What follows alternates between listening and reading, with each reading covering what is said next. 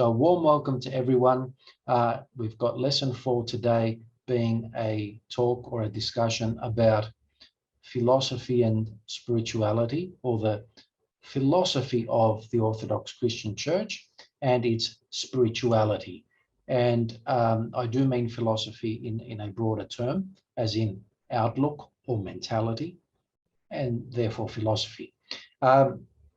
But first, I will cover a question that has come through the chat from Khan, and that is, at what point was this rule where we only marry mainstream Christians in the Orthodox Church instituted? And my initial answer is early, but not from the beginning. In the beginning, Christians were marrying, well, pagans. We're talking about the Greco-Roman world here.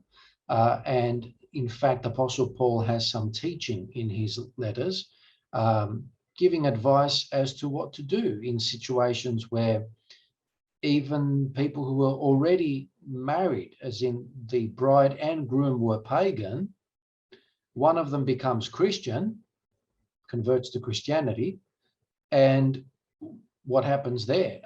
You've suddenly, possibly very realistically, have a situation where there might be tension. The family prior to that conversion would have participated in all the pagan festivals of the Roman Empire, and of their parents, grandparents, great-grandparents.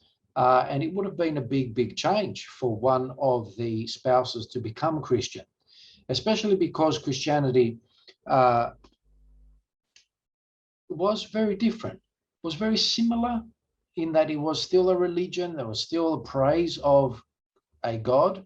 The pagans, of course, believed in many gods, and there are many books that have been written about the similarities and differences with ancient Greek and Roman religion, and some carryover of pagan ways of doing things into Christianity. And there was this marriage of Christianity and paganism, or Hellenism. In fact, the Bible terms it doesn't use the word pagan. If the New Testament wants to describe people believing in Zeus, Aphrodite, Jupiter and Venus, the Roman way, or Isis and Osiris in Egypt, basically the word is Hellenism, because that's how the Jews viewed the world. There were the Jews, us, and everyone else. Now, everyone else, the Jews like to call, at that time, Hellenes, Greeks. It's like in the modern day saying that, well, everyone has a common global culture and it's pretty much American. The way we dress, the way we entertain ourselves, the way or cinema, theater, all this stuff. The global culture is largely American or European, but largely American, or European American if you want. And so back then, to be Greek meant the global culture. So the Jews, and in fact the carryover in the New Testament is that there are the Jews, the Christians, and the rest. They are all Greeks. Right? Whether you were Assyrian or Egyptian, it was just Greeks. That was the common global culture of the time. So in the New Testament itself, if you want to see what is being taught about paganism, you should look up the word Hellenism, or Hellenic or Greek. Okay, and that was a very specific use of the term. Now, it took many centuries before the Greek speakers who became Christian would also re-embrace the identifier of Greek or Hellenic.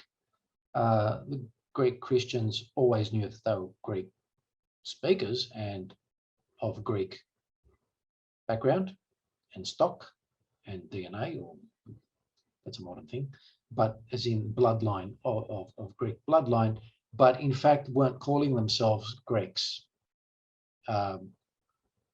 until the 1800s. the Greek Christians were calling themselves Romans, because that's what citizens they were by this stage. The country was not Greece, it was the Roman Empire. And the Roman Empire was, by this stage, very open, very multicultural, very embracing of many cultures. And so the Greeks, even though they were conquered by the Romans, they were actually not second-class citizens. They were allowed to have autonomy by the Romans. I'm talking about the pagan Romans now and the pagan Greeks. So the Romans were like, look, you guys keep running your democracies, that's fine, but do pay the taxes to us. Just pay the taxes to us and do whatever you're doing. That's fine, because you're making a lot of money for us. Do what you're doing. We don't care how you do it, how you run your local government, how you run the farming and your agro. Do what you're doing because it's great. Just pay us a cut. So the Romans were big on letting the Greeks do their thing, as long as they were subjecting themselves to Roman authority and paying taxes. Now, as I said, Christians were marrying pagans, but eventually what is happening is that Christians felt that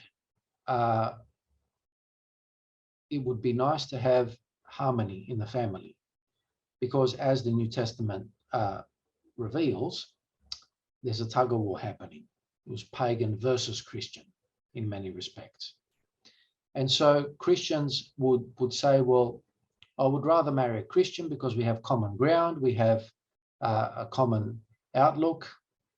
I'm a Christian. I want to live a life where I respect a wife, a single wife, and that, unlike the Romans and the pagans, I don't want a situation where my husband is allowed by Roman culture to have me as the wife, but he's perfectly allowed to have mistresses and slaves that he could sleep with endlessly.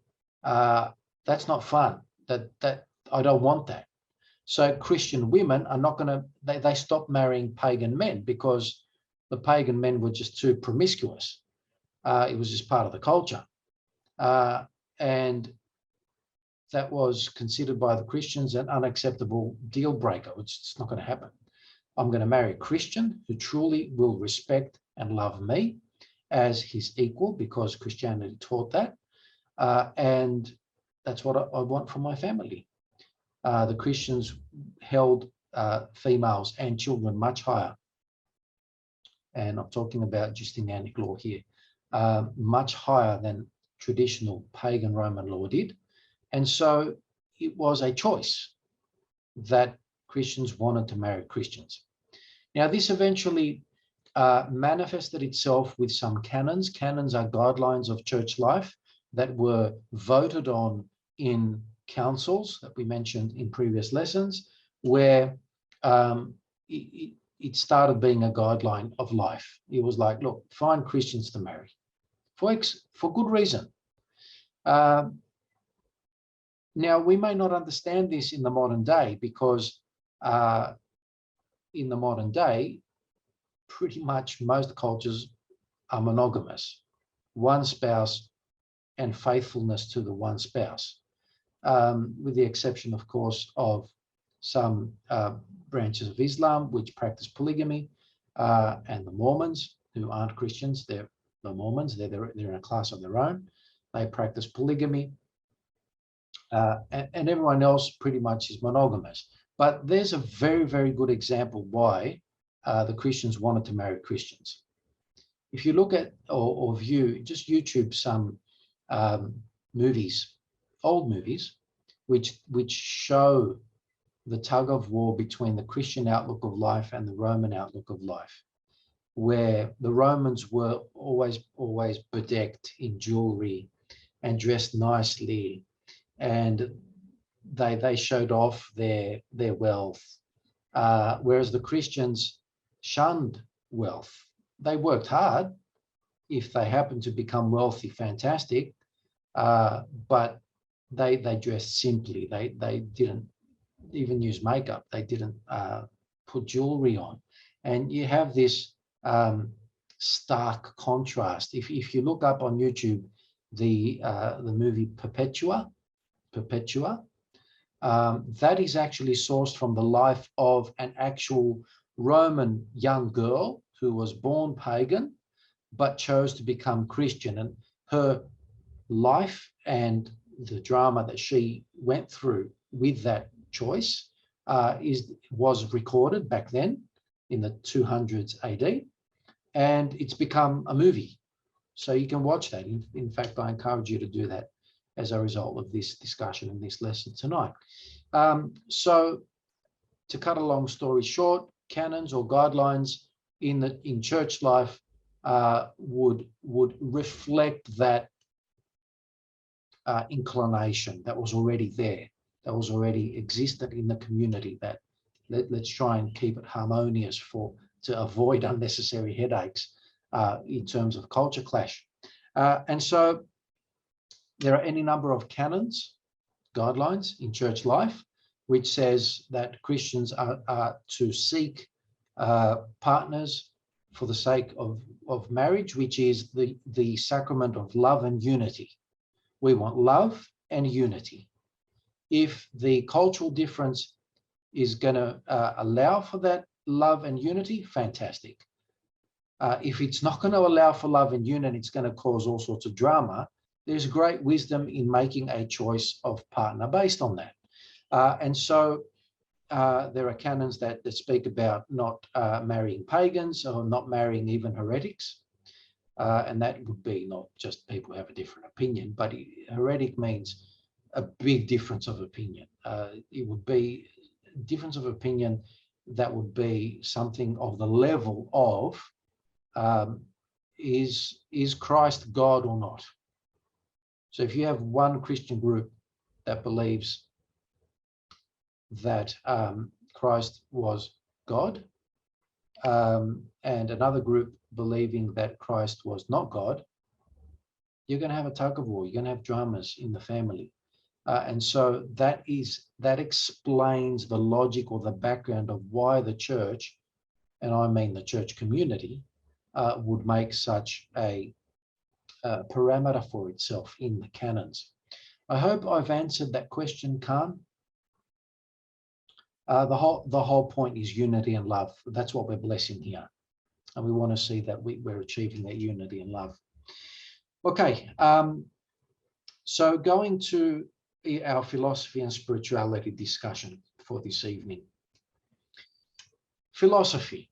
The etymology of the word is philos, means friend of something, and sophia is wisdom. So philosophy in ancient Greek, the ancient Greek definition is being a friend of wisdom, a friend of knowledge, a friend of learning, a friend of science even. This is a value, this is important, and this is respected as the highest value or ideal in ancient Greek culture, and I'm talking about pagan culture. In the same way that we use science today, the ancient Greeks used philosophia as the umbrella term for rational thinking and rational mode of knowledge and determining what is true and using logic and dialectic and so on. So that is the umbrella term for learning, okay, just learning in general or in education. So if you were to say an intellectual or an academic, you could use philosopher back then. It would be silly to say that today. You can't go walking around today saying, I am a philosopher. That sounds stupid in this modern day, but back then it sounded normal. Today you're more likely to say, I'm an educated person, or that person's educated, or that person's an academic, or that person is a scholar, or that person is an intellectual. We don't really use that in English. But in some European cultures, an intellectual is something that describes educated people. Intelligentsia is the Russian. And so philosophia and a respect for knowledge and science and wisdom is a very high value in ancient Greek culture. This carries through because the Greek people who were pagan yesterday and decide to convert to Christianity carry over their love of knowledge, their love of science, their love of rational thought and logical processes. And I've already explained the apologists were such people, pagans who became Christians, and they embraced that. They were happy to continue that. This idea that Christianity was a stark contrast to ancient Greek Enlightenment, and that there were, you had ancient Greek culture was this bright culture, which it was, and then there was darkness all the way to the Enlightenment in the 1700s, which was also a bright culture, and everything in between was dark and evil and, medieval, although that's not what medieval means. It's medieva, meaning Middle Ages. It just happens to be sound like evil, medieval, but it means Middle Ages. And even that is a misrepresentation. No one living in the Middle Ages believed we are in the Middle Ages. That's not what they believed. That's not what they thought of themselves. The whole concept of ancient, middle, and modern was born in the 17 and 1800s. These are modern categorizations, modern boxing of things, okay? And it does an injustice to ancient cultures, because in many respects, the ancients were actually much smarter than us, even though we have technology. And yes, we are more advanced in terms of science and technology in this modern day, but the way we live our lives, I think we're just as, bread and circuses as, the Roman culture, but we're nowhere near the philosophical level of thought and approach to life that some of these philosophical circles lived by. And I will venture to argue that Christianity, Eastern Christianity, Orthodox Christianity, is so much closer to being part of the family of ancient philosophies and has so much more in common with those ancient philosophies, Stoic, not so much Epicurean, but Platonic even, and in some parts Aristotelian, and certainly Neoplatonist, than some of the modern philosophies. The modern philosophies, although we can find a lot of common ground with as Christians, are much more distant, even though they're in the last 200 years, they're much more distant in terms of the package of what they believe in. And it's so much separate to Christianity, whereas Christianity is so much closer to many of the ancient philosophical systems. And that's why I have coupled the word philosophy with spirituality, so I can demonstrate that tonight. So a very important point, that we should not consider Christianity a break from ancient Greek culture. It was in many respects, and it wasn't in many other respects. You really do need to respect the history and not jump to a black and white view. I can't argue that Christianity was a complete continuity from ancient Greece, because it wasn't. There's a couple of examples. For example, a basic question. Why did, and I'm a Greek person, okay? And half of you in the Zoom session are Greek people. Why did your ancestors, who believed in Zeus, Aphrodite, engaged in the Olympic Games not as sport necessarily or exclusively, but as a religious festival, why did they choose to become Christian? They weren't forced. Greek people, as in pagan people, becoming Christian in the 1st century, 2nd century, 3rd century, were not forced. That was choice. And the record of the time, the writings and literature of the time, gives us the answer. one of the things that appealed to pagans was the moral code of Christianity. I've already mentioned the example of spouses being able in Roman or Greco, mainly Roman, context to have lots of women. Well, as fun as that might sound, it actually hurts people, lo and behold. Newsflash, it hurts people. You get discarded at some point. There is a competition between the multiple women, and there is a lot of drama in those family homes as a result.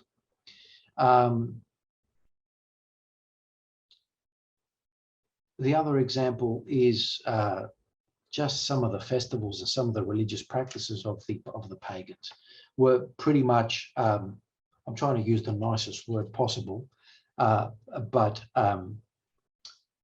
in the Christian world, we would say they were drunken and licentious. Yeah, let me use those old-fashioned words. Basically, drugs, sex, and rock and roll. Okay?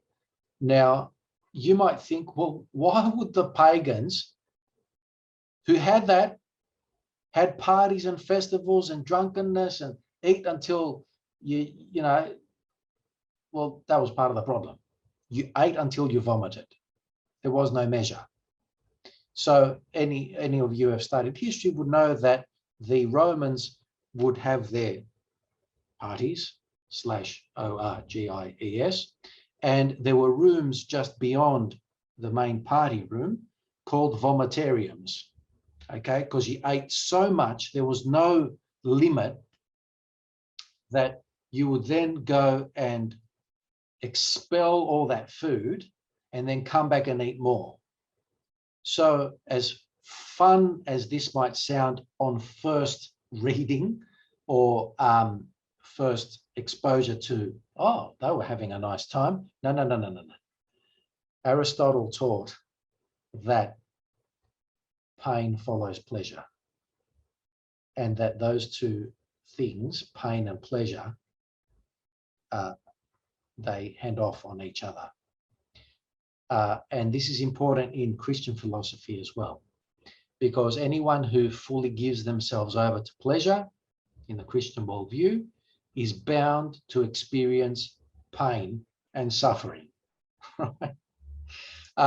So the choice to say, I'm not going to live that life, I don't want that life, was because they realized that there was a better way, and that you didn't need to eat limitlessly. You didn't need to have sex limitlessly. You didn't need to do everything limitlessly. And that discipline and self-control and measure are values that makes your life better. And so the answer to the question of why did your ancestors choose a boring Christian life to a fun pagan life is because it was better. They truly believed it was better. Okay, a better life. Simpler, better, just more honest, cleaner life. The word clean is also important. Okay, so a number of those philosophies also espouse this. Stoicism. Stoicism, where, you know, a level of suffering does you good. That's not just a Christian idea. A lot of modern people don't like this idea that Christianity not embraces suffering, but understands suffering as a fact of life, but we always turn it into a positive. Whereas if you're not taught that philosophy, you are very likely to avoid suffering at all costs, not be strong enough to deal with suffering, find easy ways out. That's a very modern thing. Whereas Christianity says you can be strong, you can get through the suffering, you can turn the suffering into something good in your life. And that's and that's misunderstood by many modern people. Now, that is not unique to Christianity. Stoicism truly felt that, no pain, no gain. Christians believe the same thing, no pain, no gain. And whereas pleasure gives you pain, Christians seek out discipline as a form of pain in order to enjoy life. Because by being disciplined, by imposing some stricture on yourself, you are able to enjoy life better because you're in control and not your bodily functions. So the next thing I would like to share with you is the fact that in terms of science and philosophy, the ancient Greeks would record their science, knowledge, mathematics, everything, in scrolls. They would write them on scrolls. The switch to books, book is a modern word. When it was invented, the book, it was called a codex, or a codex. And it was basically skin, not papyrus, that was scrolls, but it was skins of animals dried and made into paper, into pages. And you would sew all those sheets together into what we know as a book, and you flipped pages. That had to be invented. Now, the big departure of Christianity from ancient Greek culture, that was one example. The ancient Greeks insisted on scrolls because that's what we always did. And the Christian Greeks were not interested in what we always did. They were interested in how do you get the message across? How do you share this knowledge?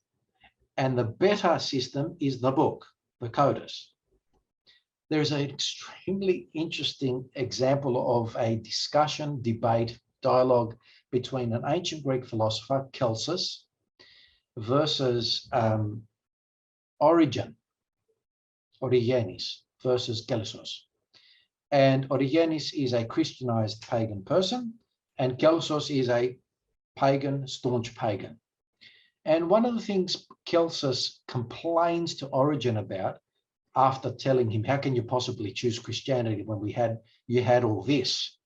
And one of the things that he says was, and you guys use books. What's wrong with you? Right? So the ancient Greek philosopher had this snobbery about the use of scrolls, that scrolls is the true form of storing knowledge. Okay, and this business of pig skins knowledge shouldn't be demeaned by being written on pig skins or other animal skins in books. And so he complains to Origen that, well, you guys use pigskin books. That's so barbaric, right? There was this elitism expressed in that. And same goes with his complaint about the form of language. The ancient Greeks and the pagans of all eras insisted on Attic Greek, a very difficult form of classical Greek. Whereas the Christian Greeks, the Greeks who converted to Christianity, having been influenced by Christianity as the message is more important than the form,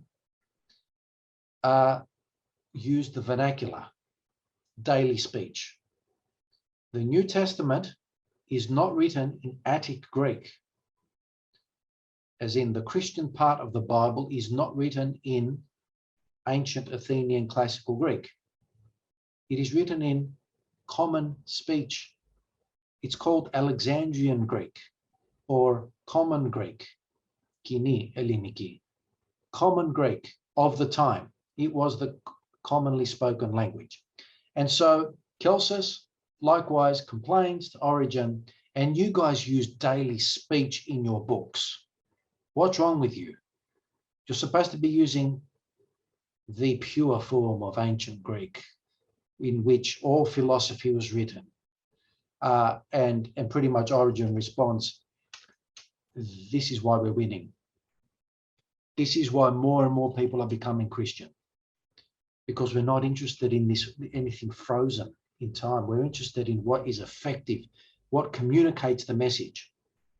And that means using books, and that means using the vernacular, the spoken Greek, and it means the next invention of the Christian Greeks, little letters, as in little letters. The ancient Greeks only ever wrote in capital letters, meaning every letter had to be, you had to lift up the pen to write the next letter. Whereas the Christian Greeks, for the sake of speed, efficiency of communication, and conveyance of knowledge to the next generation, invented little letters so that your handwriting just kept going. That is credited to the Christian Greeks, the Byzantine Greeks. Claire has a question. Was the Bible written on scrolls or in books then? The original Bible would have been written on scrolls, the first generation. The books weren't invented then.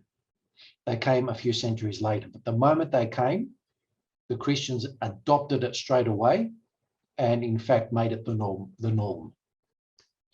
You can look up for yourself the exact timing of that. We have the earliest surviving Bibles, as in New Testament Bibles, are from the 300s. You can go and see them. I think one's in Rome, and I think both of them are in Rome, in their museums. So these massive, massive books, they're about as from my head to my belt, the Bible, from the 300s, in its full form. And we have fragments of papyrus from previous centuries. Okay, so they're the three things that I want you to remember, that the Christian Greeks or the Byzantine Greeks are credited for making into the mainstream in terms of not just Christian knowledge, but also all philosophy, all science, and all knowledge was transmitted through Christian hands, scribes. Every ancient philosophy, every book written by Aristotle, every book surviving by Plato, every other book written by all the other philosophers of ancient Greece, all the Roman and ancient Greek historians, none of the ancient Greek scrolls survive in their entirety. There are fragments. 99% of ancient Greek literature has been conveyed through Christian hand. Copying, because there were no printers, no computers, every generation had to copy the previous book into a new book. And that goes to show that the Christians of the Middle Ages held knowledge in a high regard. They didn't say that's rubbish, we're not interested in it. They valued it. So they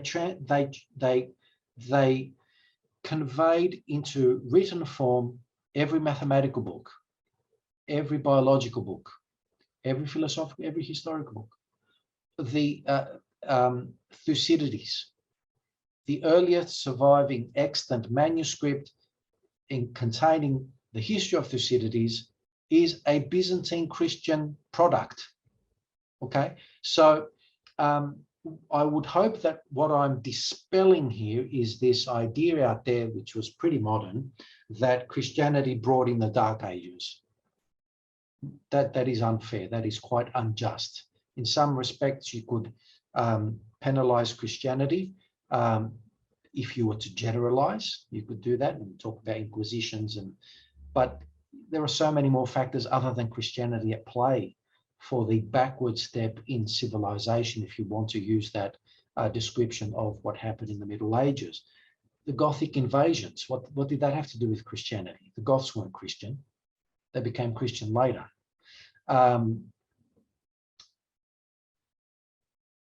wars and everything else.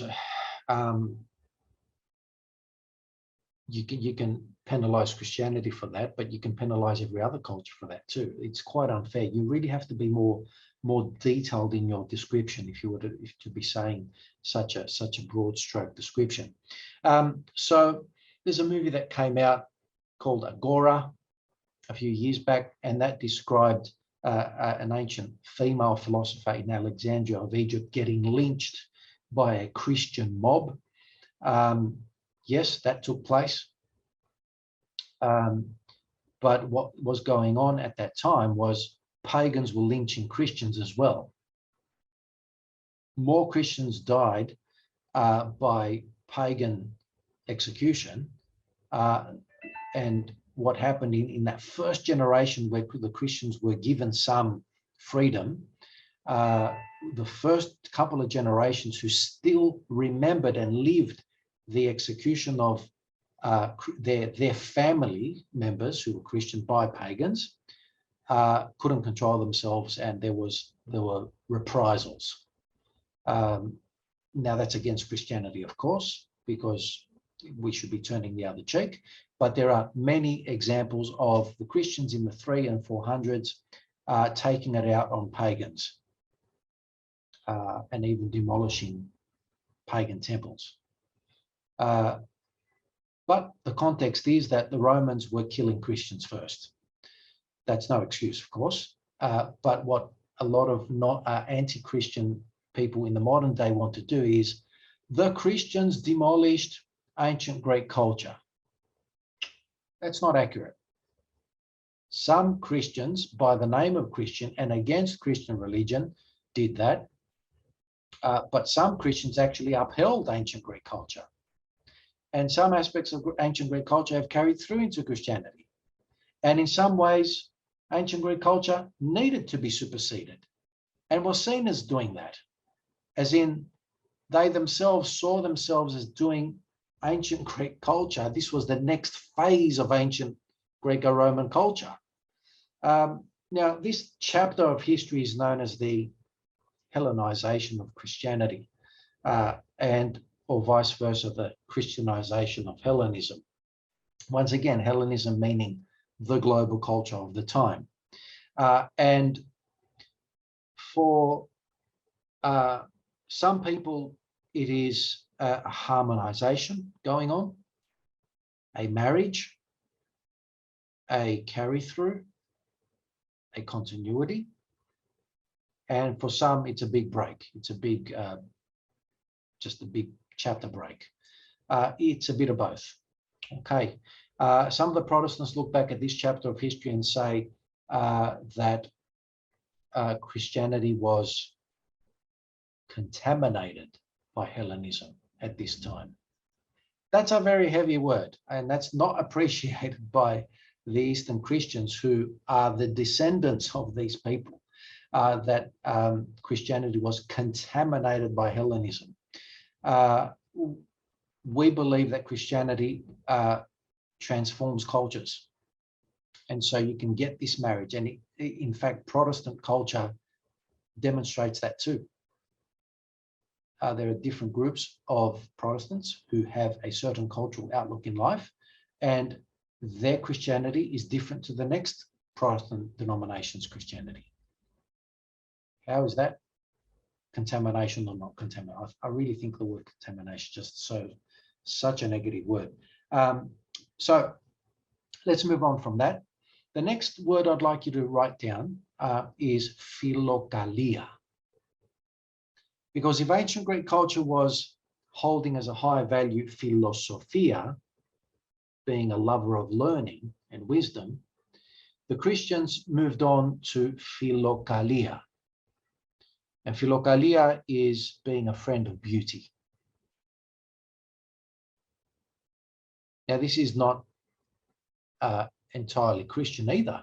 The ancient Greeks used the word philokalia, being a friend of beauty.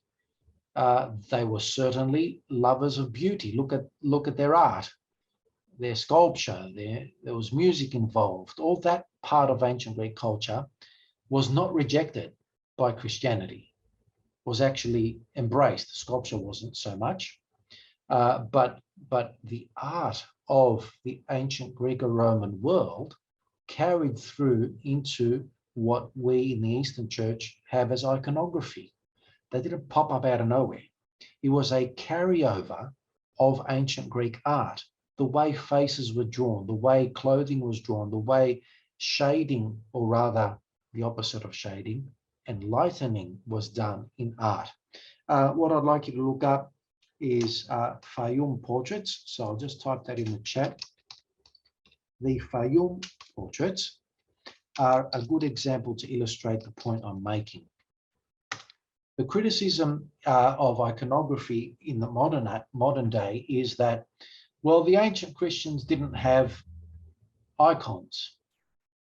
That is correct. The ancient Jews did not like to depict the human form at all, as do the Muslims. Muslims do not depict the human form at all. If they're going to depict a picture of Muhammad in the manuscript, they'll draw the whole picture, but his face will be a blank white oval, blank.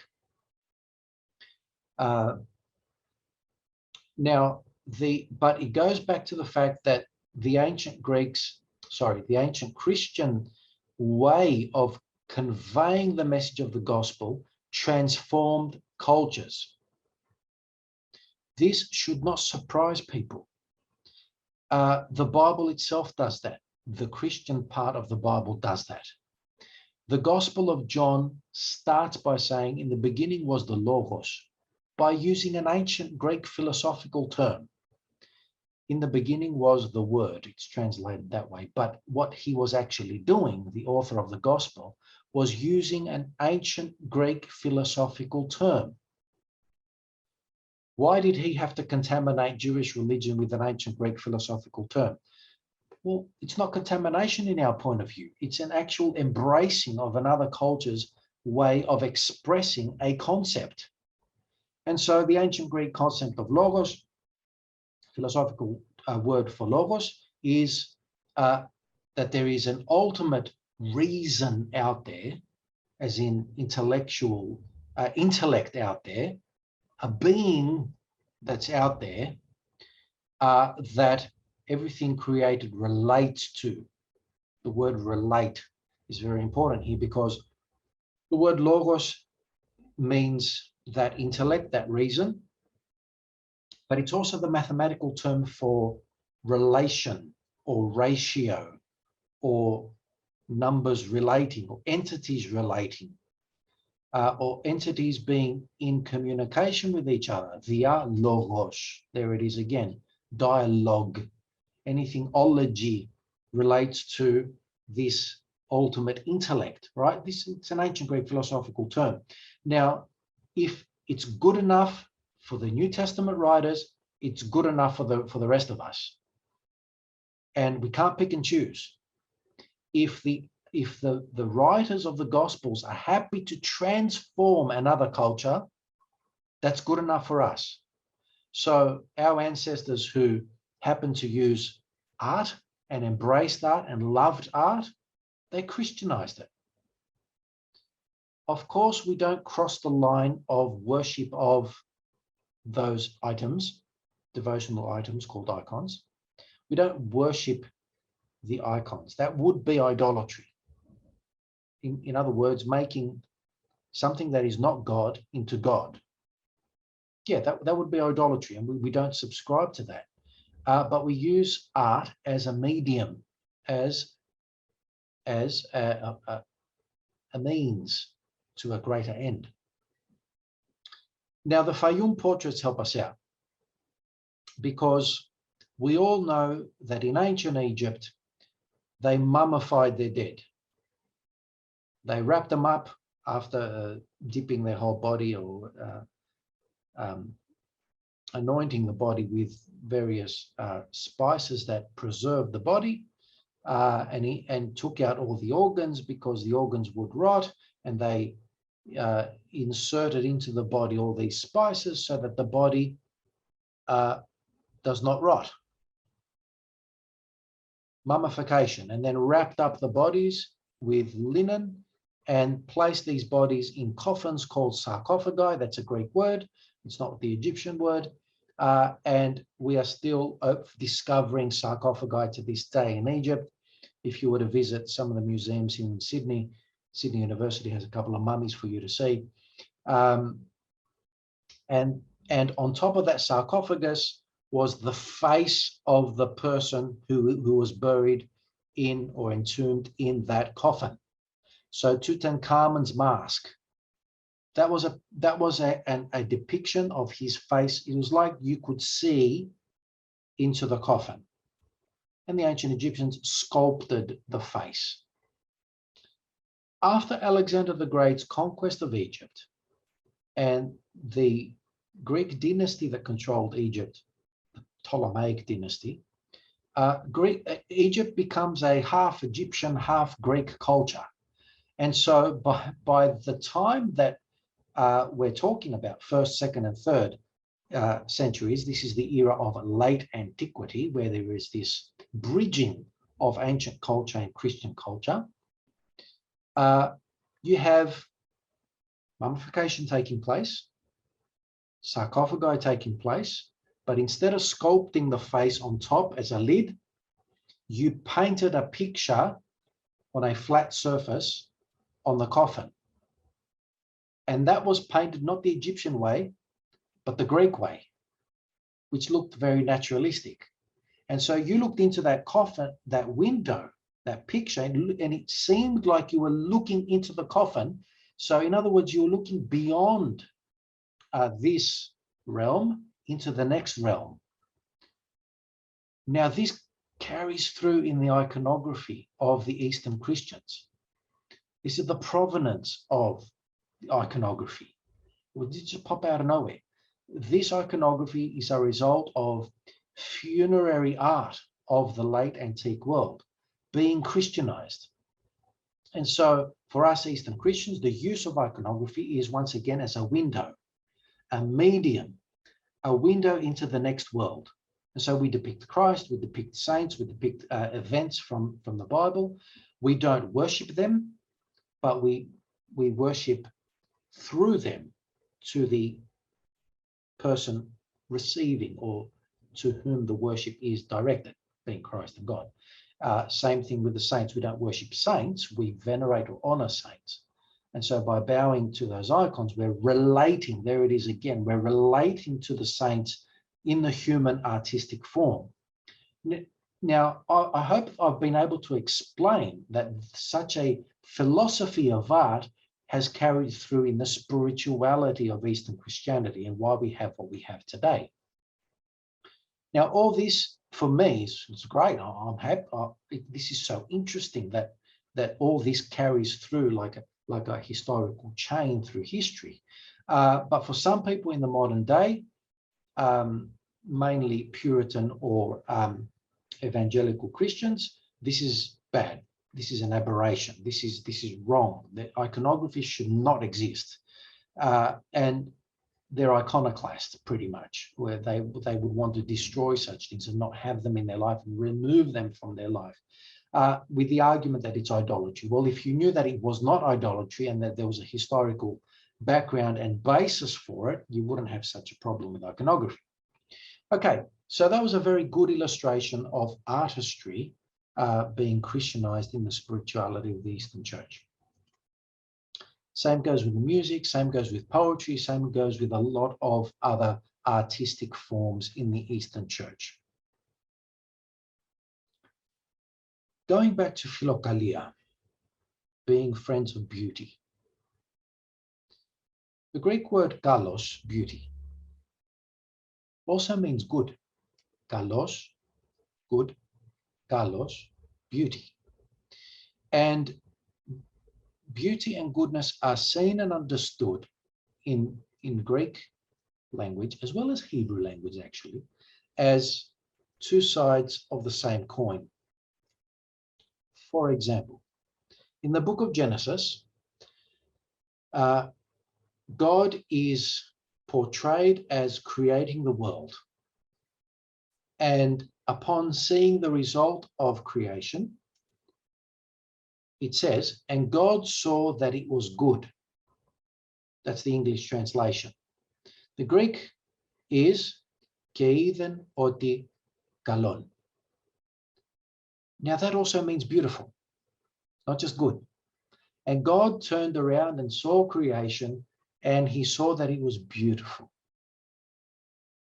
It's good to know that. It's good to know this, that there is this double-barrel definition of the word, because in our philosophy, in our spirituality, this is important, because what is good is beautiful, and vice versa.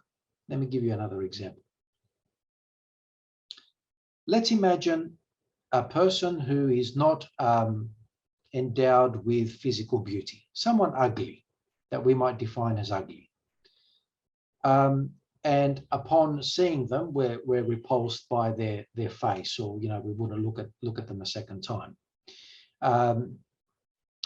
If they're a good person, if they're a nice person, if they are gentle, if they are loving, if they are a good all-round person, are they not beautiful? And can you not see the beauty in that person, no matter if they are ugly on the outside? And vice versa. Let's imagine the model, beautiful on the outside, very attractive. You want to, you're attracted to the beauty and the form of the person, and you're just drawn to that the beauty of that person. And then such a model opens her mouth, and then you're like, oh, right? You see that the inner beauty is not there, that they're ugly on the inside. They're beautiful on the outside, but they're ugly on the inside. And so that just comes out in the first 2 seconds. And you're whoa, and then you're repulsed by their character. Now, how many times do we have to see this played out in our lives? And I don't mean this in any way to demean anyone. I am generalizing here, but I hope you can see the truth in what I'm saying, and how cruel we can be in that we vote for people who look good. Like, we often vote not for the content of their character, or we don't accept people for the content of the character, but because of how they look. Who's popular out there in terms of celebrities and politicians? Sometimes we just vote on, they look good. Not in terms of physicality only, but as we judge them by our impression of them. Okay. Oh, that person's an a-hole because, I get that vibe. Okay. Yeah, but what are their policies? What do they actually stand for? They might be good people. So we're very fickle. We're very fickle in that we've got it the wrong way around. Now, Christianity teaches that beauty is a value, and this does not refer to physical beauty. Spiritual beauty, inner beauty, and all of us can be beautiful on the inside, and that will radiate on the outside regardless of our physical looks. And that explains, going back to Perpetua, why there was no care for image. There was no care for looks, makeup, and jewelry for those ancient Christians. And the more Christian you become, the more you liberate yourself from the need to embellish. And I'm not talking about just women and makeup. I'm talking about just generally the way we present ourselves, the way we behave, the way we talk, the way we package ourselves out there in the world. As Christians, we are taught that all this is vain, it's empty. And that's actually liberating once you understand that you need not live to certain standards.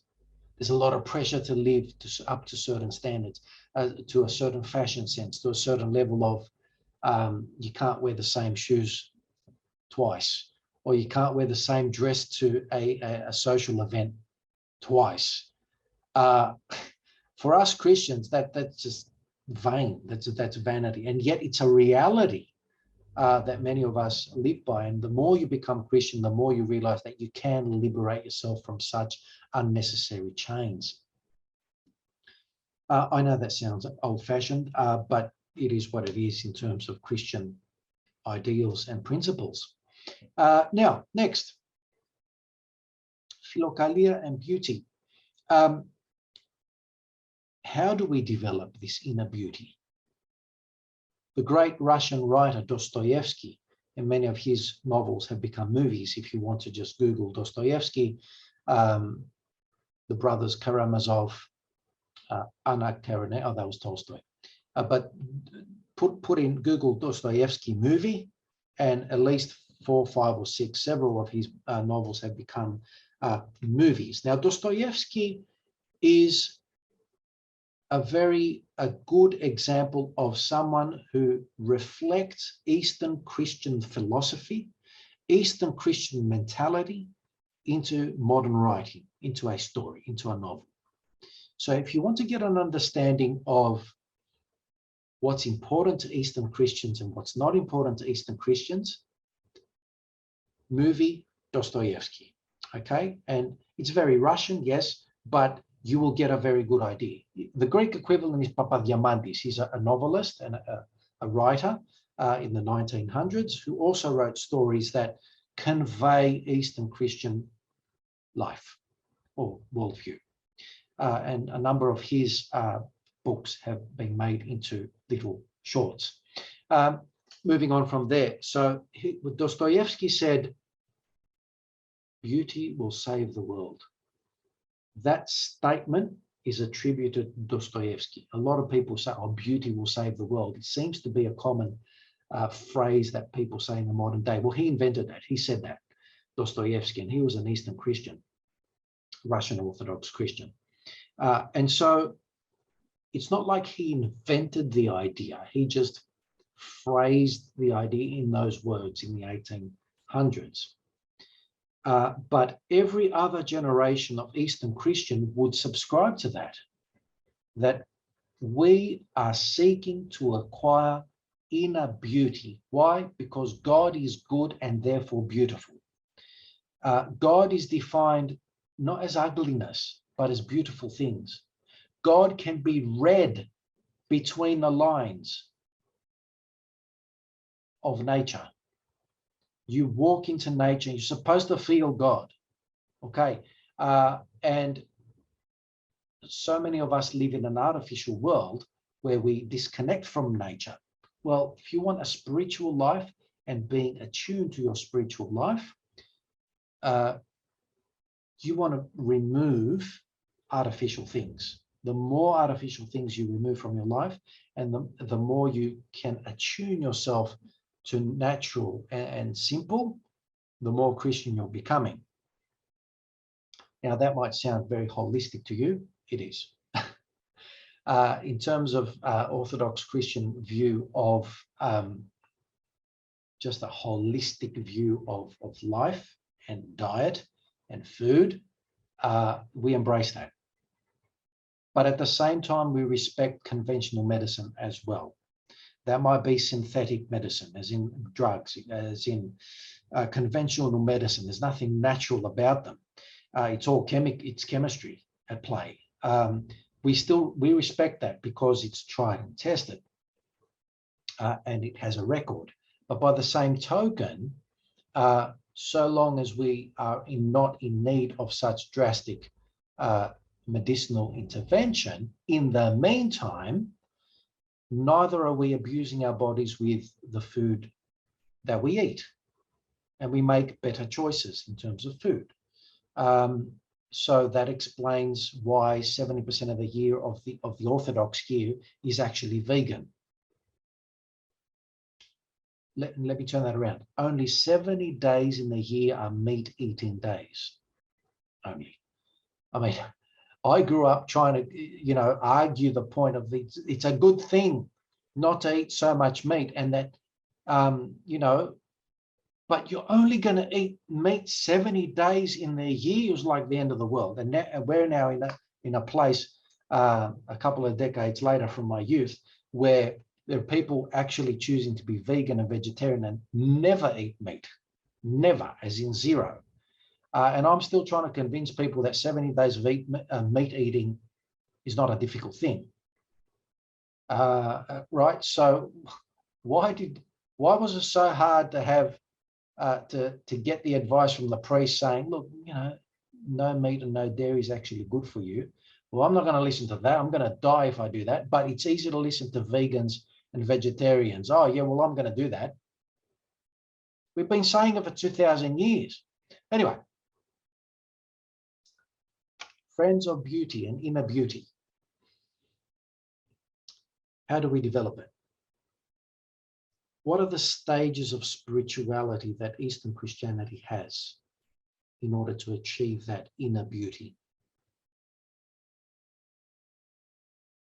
I want you to write this down. There are 3 stages of Orthodox Christian spirituality. The first one is catharsis, or cleansing or purification. I'm posting that in the chat. Stage 2 is theosis, or enlightenment. There's that word again. Enlightenment or awareness. There it is, stage 2. That might sound very Buddhist to you. That's okay. There is common ground there. And the third stage of Orthodox spirituality is Theosis, or deification being the technical term, or communion with God. Becoming one with God is the ultimate aim here. They're the 3 stages of Orthodox Christian spirituality. Now, for those of you who have studied Buddhism, you might see common ground here, and that is fine. We have common ground with the Buddhists, not because Eastern Christian thought or philosophy was influenced by the Buddhists per se, neither that the Buddhists were influenced by Eastern Christian thought, although there's a maybe there, historical maybe. My conclusion from history is that they developed separately, and they actually defined and worked things out from human experience, and that they worked out the same conclusions through this experience, this study of the human soul. This entire tradition of literature, Eastern Christian literature, that builds on the Bible. So the Bible is the primary source of faith for us Eastern Christians, as it is for every Christian group. But there are also theological texts, philosophical texts that build on the Bible, and all of that threads back to the Bible, which would describe such a journey, such a spiritual journey. The study of the microscopic look inside as to what is going on in your heart. Jesus spoke about the inner kingdom, that the kingdom of God is in you. Most Christians read that and say, oh, that's nice. Eastern Christians read that and say, there's a whole inner kingdom in us. I want to know more. I want to go in there. I want to see this kingdom. He didn't say, oh, your heart's a flower. There's a whole kingdom in there, a whole realm, right? The whole soul, the things that go on in heart and mind is a whole realm. This is important that we understand this. And the criticism that is leveled against the Eastern Christians that, oh, this is very Buddhist, it's not Christian at all, and there's none of this in the Bible. Every bit of this is in the Bible. It's the parts that people don't look at, or the parts that people read and miss. Those parts which they just run through quickly and didn't notice before. Deification, where's that in the Bible? Yeah, that's in the Bible. The letter of Peter says that we need to become partakers in divine nature. Partakers in divine nature? How do you just pass that? How do you just read through that and say, oh, that's something small. That's something I don't need to read again. partaking in divine nature. Because divine nature, immortal nature, transcendent nature, how do you partake of that? How do you connect with that? Yeah, that's a big deal. And so the Eastern Christians dive into this world. They dive into this realm. And that's why we have this whole volumes and volumes and volumes of works that are about the inner realm. And this is known as the philokalic tradition of the Eastern Church, philokalia. Saint Nicodemus and his co-workers in the 17 and early 1800s compiled an anthology of such spiritual or mystical texts into 4 volumes, which they called the Philokalia. But they were only representative texts. There are so many more. And what I'm trying to say is that this is a common thing. It's consistent with the past. It's not something that came up in the 1700s. It is referencing the past. It quotes authors from every century that came past. And all those authors quote and refer back to the Bible. Everything is threaded here. It's a big tapestry. And so when we speak about philokalia, it is this mystical theology that we have, and it is extremely attractive to Western Christians who were only ever taught Bible only.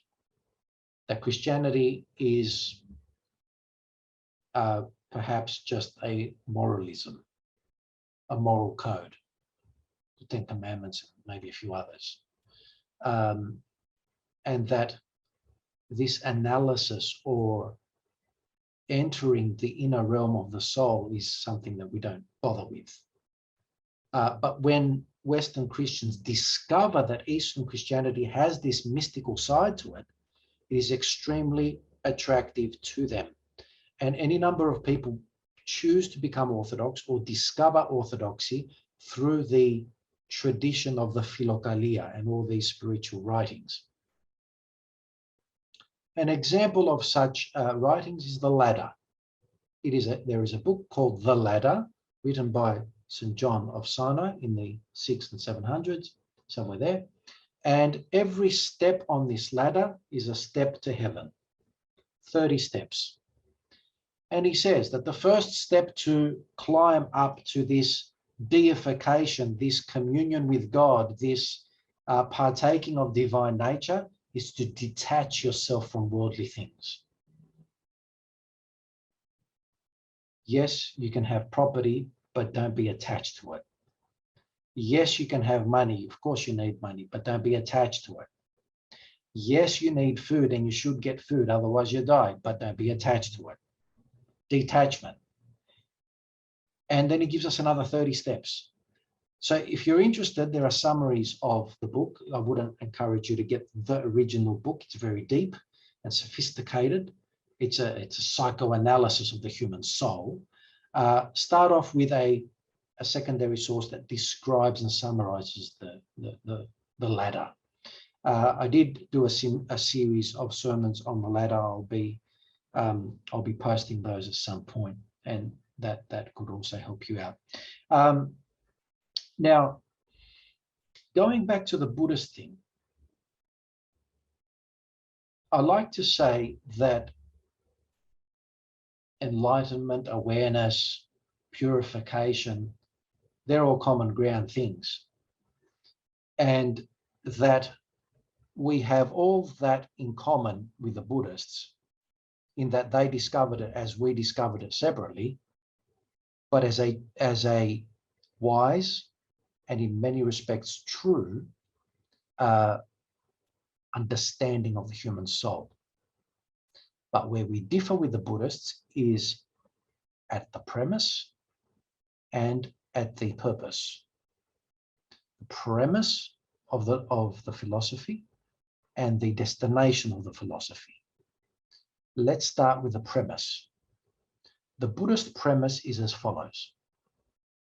There is a never-ending cycle of reincarnation. The Hindus believe that too. The Hindus, however, embrace this never-ending cycle. You're a human in this life, you die, you come back as a grasshopper, you live a couple of weeks, you come back as a cow, if you're lucky, sacred cow. You get to live and not be slaughtered for food. That's fantastic. You die eventually, you come back as a tree. You live for a couple of 100 years, you die, you come back as something else. It's a never-ending thing. The Hindus are okay with this. The Buddhists believe it happens, but they're not okay with it. They believe that it happens, that there is this endless cycle of reincarnation, but that it is a vicious cycle and that it's ultimately a curse. And so that's the premise, that's the beginning point, that we have this reincarnating cycle of existence.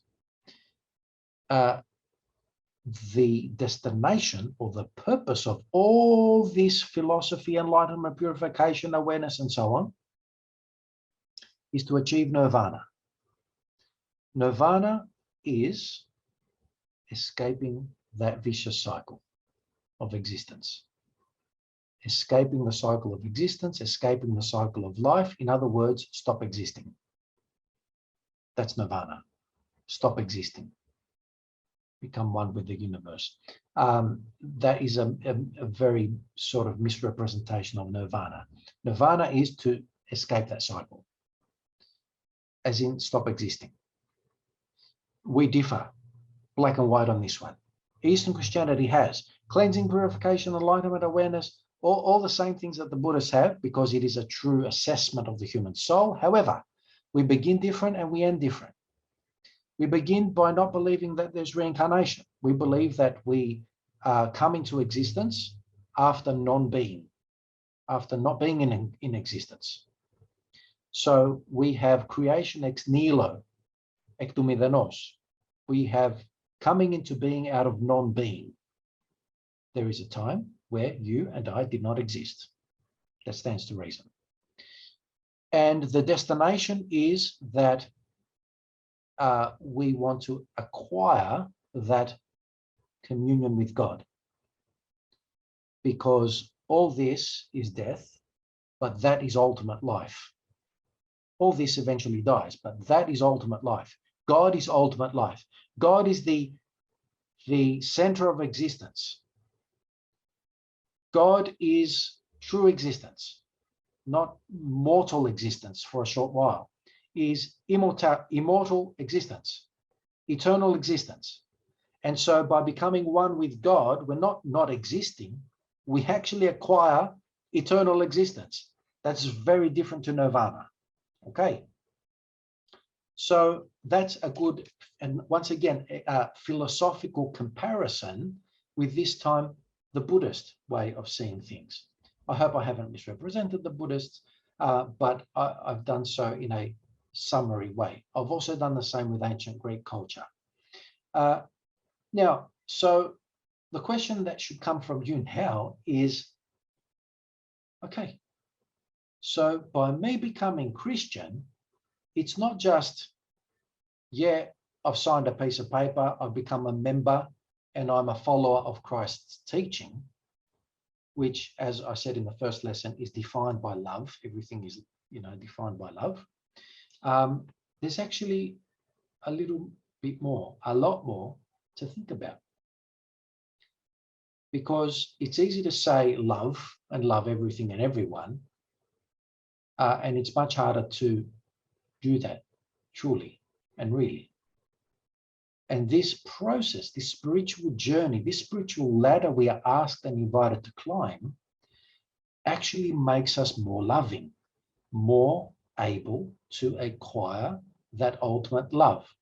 Because anyone can love at a human level, but to acquire deification, theosis, or communion with God, become one with God, requires us to love God to the extent that we are connecting with his grace. Obviously, we don't achieve this through our own deeds, our own work, our own effort. We are just human, we're mortal. None of it, on its own, it would be Buddhism. But we need to understand that God's grace is given to us and that we respond through our freedom by loving to that grace. And that response to God's grace is expressed with our faith and our life of love, our life of loving and lovingness. That's not a word. And so how do you achieve this? Well, read, study these texts, engage at this mystical level. When you come to church, do not be audience. Be someone who is actually engaging in that prayer. When you see an icon, don't be saying, oh, that's a nice picture. Oh, that's a beautiful picture. That's just art gallery stuff. When you see an icon, to be spiritual about it, it is, how do I place myself through that icon? How do I go beyond this image to discover its symbolism and its meaning? How do I connect and relate to the person being depicted in that icon? And if it's Christ, it's extremely important that we can relate to Christ in the human way. Eyes, face. That's important. So when you come to church, how can you allow the music to take you? Not just to say, oh, that was nice. That's just aesthetics. You need to go beyond aesthetics. You need to go into spiritual engagement and participation, partaking through these means to the ultimate end. When you line up to take bread and wine as communion, what we're doing is expressing our ultimate aim in life, our ultimate destination in life. We want to be one with God. And by taking bread and wine as body and blood of Christ, we are expressing our desire to be one with God. That's our ultimate aim in life. That's our purpose in life as Christians. It's not just to be good people on its own. It's actually to become one with God. Do we do that with our own effort and our own strength? Partly, but not entirely. In fact, we'd be fooling ourselves if we thought we'd be doing it by our own strength. We do it with God's strength, God's grace, God's blessing. We're responding. You know that picture of Michelangelo, God touching Adam. That's what we want to do here. We want to connect that way. This is our human freedom, making the choice, and God's grace is always there for us. His hand is always out there for us. Okay, there's so much more that could be said. Every virtue, every human behavior has been analyzed by these spiritual texts. And I want you to look into this on your own, with your own reading. What is anger? How do you defeat anger? What is hate? How do you defeat hate? How do you supplant hate with love? What is forgiveness? What is greed? And how can you defeat greed? What is despondency? What is depression? How can you defeat this? How can you grow out of this? How can you move on from such dark places in life, which is going to be normal behavior and normal human experience for everyone and anyone in any culture? But these spiritual texts teach you how to grow the wings that will allow you to transcend and go beyond the mundane and the earthly and start experiencing the heavenly. Having said experiencing the heavenly, there are many examples of people experiencing the presence of God as light. There is mystical experience of seeing not God in his essence. We can't see God in his essence, but seeing the way he decides to manifest himself to us as light. This is important because that's what happened at Mount Tabor.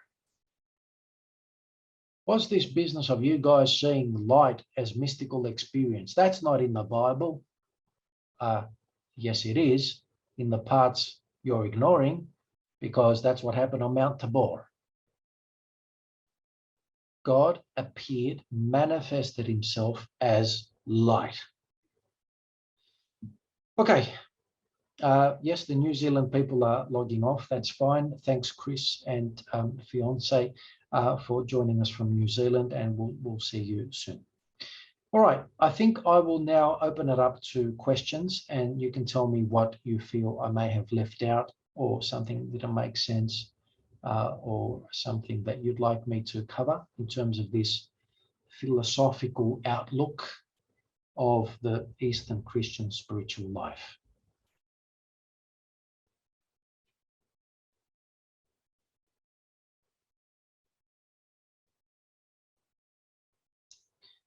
Have I at least poked your interest and opened you up to something you didn't know Christianity was interested in, or actually looked at the world in this way?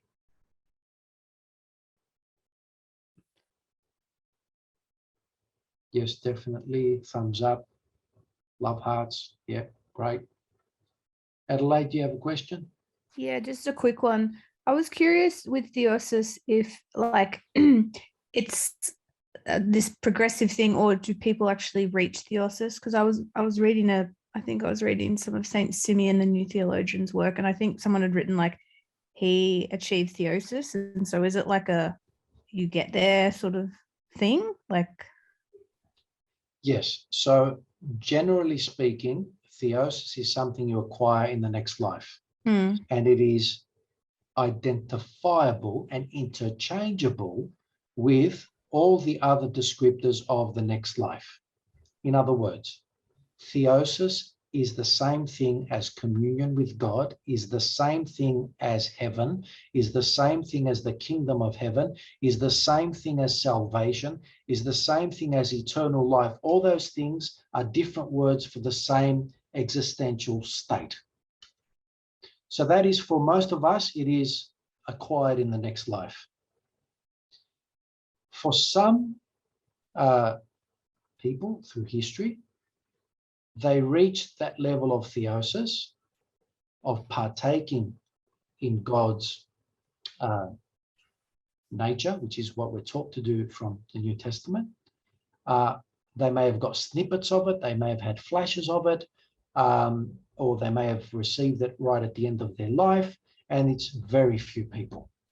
Saint Simeon, the New Theologian, any number of the saints who saw visions of light in the same way and in a common way, but not the majority.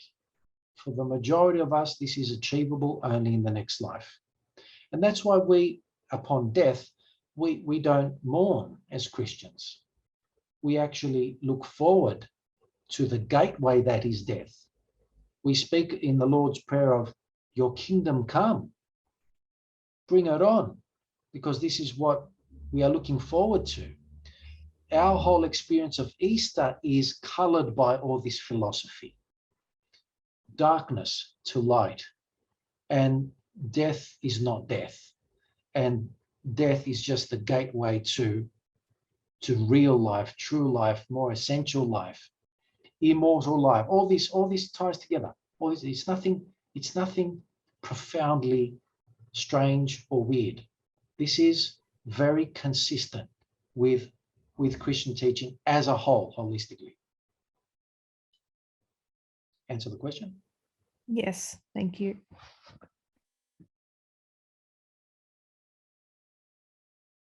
Any other comments?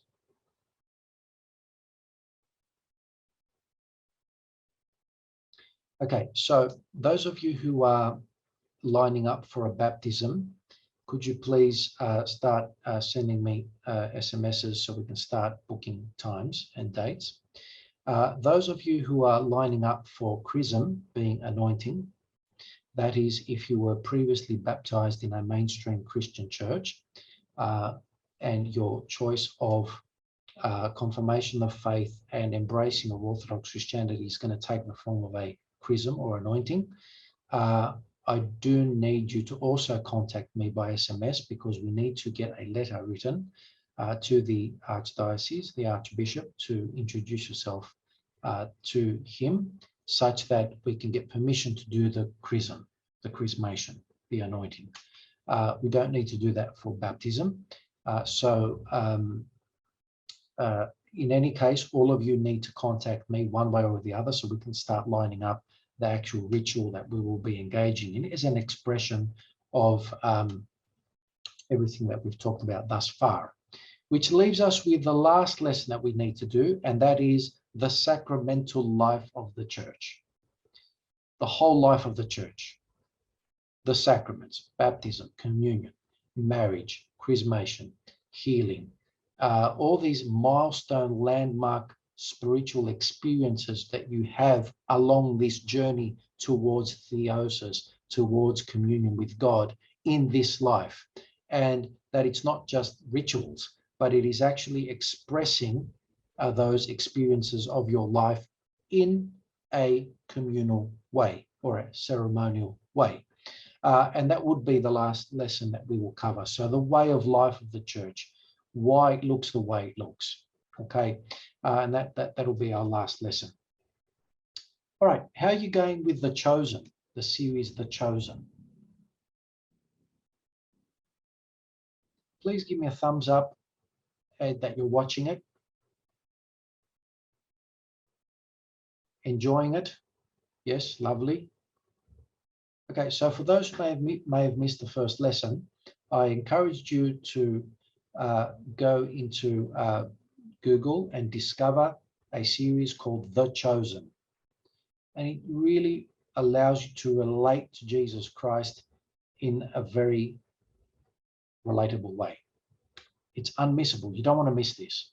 It's very viewable, very watchable, very good, cinematography and film, very worthwhile. And it really would summarize the work for me. In the old days, we used to get people doing catechism to actually read, parts of the Bible, which I still want you to do. It needs to be a certainty. But for the sake of this exercise, which is getting you catechized quickly and in a packaged way, that's going to speed things up. So do watch the entire series 1 and series 2 of The Chosen.